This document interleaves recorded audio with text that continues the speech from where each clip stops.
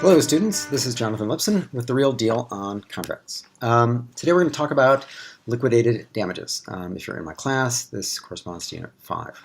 We'll talk about liquidated damages in 3 easy pieces. Number 1, we want to figure out how to identify a liquidated damages clause. We want to know when we have one. Number 2, we want to know whether it's enforceable. Courts often say they're not enforceable if they're a penalty. So the third question is, why don't we want to enforce penalties exactly if we have grown-up people agreeing to it? First question, identification. If you step back a second, think about what we've been doing. We've been talking about how do we figure out what courts can do if there's been a breach of a contract. And we say usually that's expectation, we got to do some calculations, blah, blah, blah. Well, while it's not rocket science to calculate expectation, parties in many cases will simply want to specify in advance what the damage amount due is in the contract itself. So how to identify a liquidated damages clause is fairly straightforward. You have to look at the contract, and if the language of the contract itself specifies a remedy in the event of breach, that's going to function as a liquidated damages or stipulated remedies clause.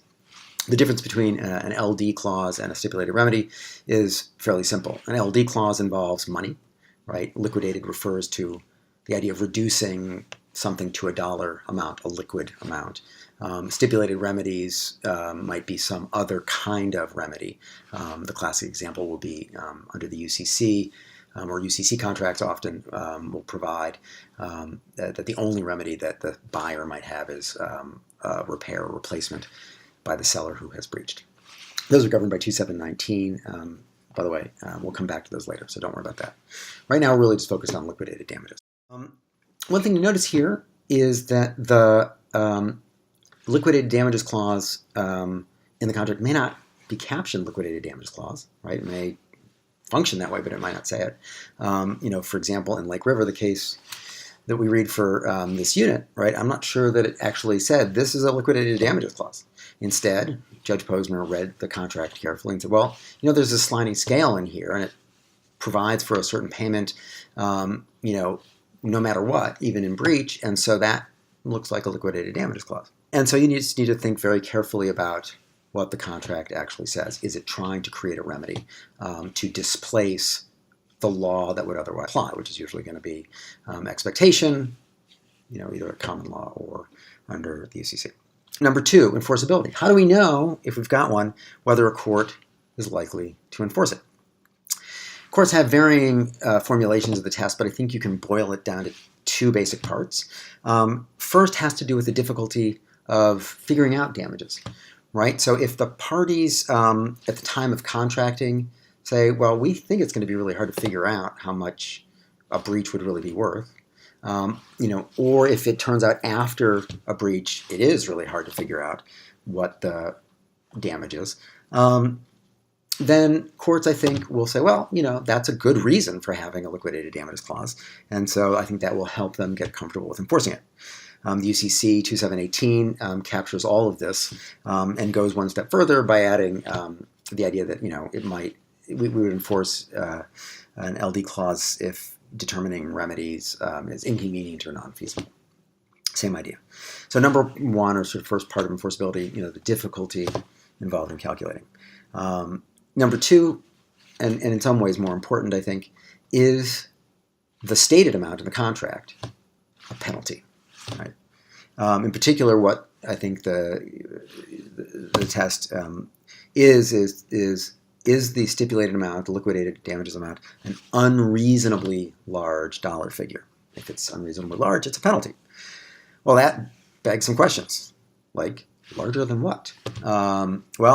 If you take a look at Lake River, you'll see Judge Posner, I think, has a view that it's larger than the ordinary measure of damages that would apply in the absence of the liquidated damages clause. And if you don't remember what that is, I'll give you a hint. It begins with the letter E.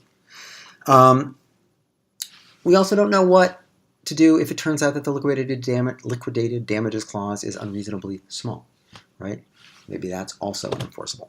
What happens if it's not enforceable? What happens when the court says, yeah, it's a penalty?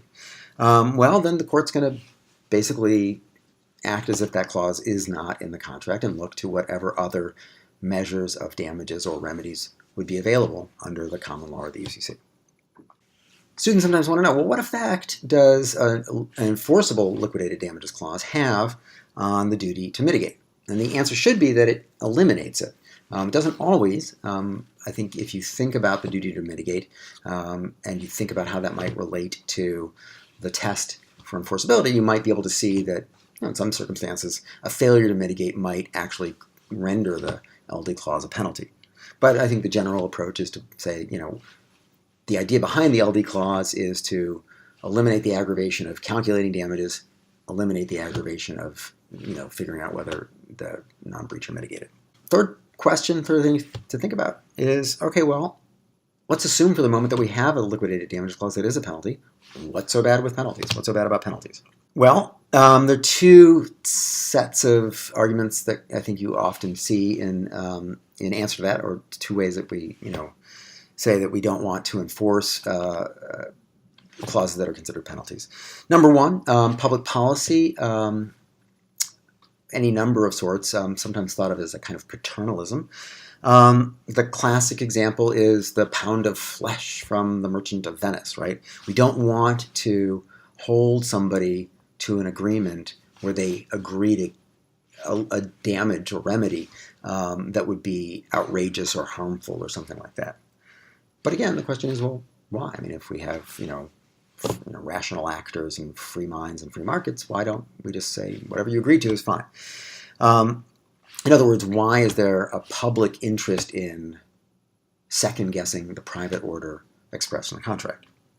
Judge Posner, I think, is, in Light River, looking at a second reason to be suspicious of penalties, which is the idea of what he calls efficient breach, what the law and economics folks call efficient breach. We'll talk more about how that works in class, but the basic idea is that if you have a situation where the breacher is breaching because they're presented with a substitute opportunity that's so good for them that they would be able to cash out the non-breacher, make them whole on an expectation measure, and still do the substitute deal, right? Everybody's better off. And if everybody's better off in monetary terms, then that's efficient, and efficiency is good. So maybe there are situations where penalties would deter that, and that's a problem. We'll talk more about efficient breach as we go, so if you don't quite get it now, don't sweat it. That's the lay of the land on liquidated damages, and I look forward to discussing it with you more in class.